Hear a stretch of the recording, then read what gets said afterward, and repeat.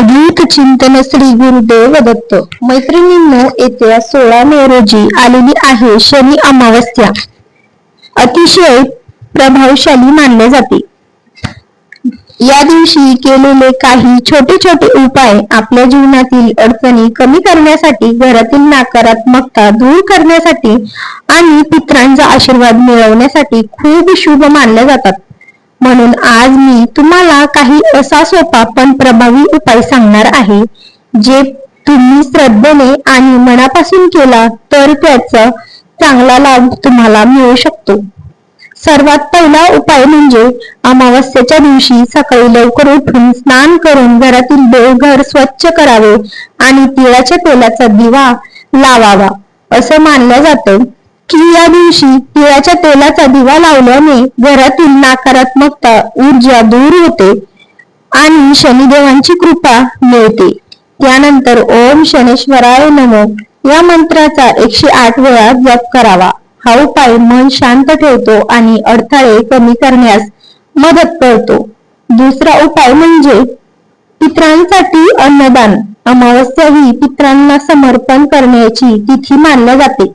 या दिवशी गरिबांना अन्नदान, काळे तीळ, काळे कपडे किंवा उडीद डाळ दान केल्याने पितृदोष कमी होतो असे मानले जाते. शक्य असेल तर एखाद्या गरीब व्यक्तीला पोटभर जेवण द्या. तिसरा उपाय म्हणजे पिंपळाच्या झाडाजवळ संध्याकाळी दिवा लावणे. अमावस्याच्या रात्री पिंपळाजवळ मोहरीच्या तेलाचा दिवा लावून शांतपणे प्रार्थना केल्याने घरातील संकट कमी होतात आणि अडकलेली कामे मार्गी लागतात अशी श्रद्धा आहे. चौथा उपाय म्हणजे महिलांसाठी खूप खास मानला जातो. या दिवशी घरातील स्त्रियांनी काळे रंग, भांडण आणि वाईट शब्द टाळून शक्य तितके शांत राहावं.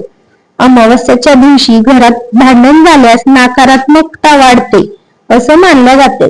त्यामुळे दिवसभर देवाचं नामस्मरण आणि सकारात्मक वातावरण ठेवावं.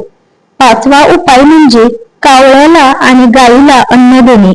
अमावस्येच्या दिवशी सकाळी पोळी, भात किंवा गोड अन्न कावळ्यांना दिल्यास पितरांचा प्रसन्न होतात अशी श्रद्धा आहे. गायीला गुळ भाकरी दिल्यास घरात सुख समाधान वाढते असं मानलं जातं. आणखी एक खास उपाय म्हणजे रात्री झोपण्यापूर्वी घराच्या मुख्य दरवाजाजवळ एक छोटासा दिवा लावून देवाकडे प्रार्थना करावी. अमावस्येच्या दिवशी घरातील संकटे दूर करा आणि सुख शांती कायम ठेवा. श्रद्धेने केलेली छोटी प्रार्थना सुद्धा मनाला खूप सकारात्मक शक्ती देते. मैत्रिणींनो, अमावस्या म्हणजे भीतीचा दिवस नाही, तर आत्मशुद्धी, प्रार्थना आणि दानधर्म करण्याची संधी आहे. या दिवशी केलेल्या चांगल्या कर्माचे पुण्य अनेक पटीने वाढते असं मानलं जातं. त्यामुळे शक्य तेवढं चांगलं करा, देवाचे नाम घ्या आणि कुणाचेही मन दुखावू नका. श्री स्वामी समर्थ.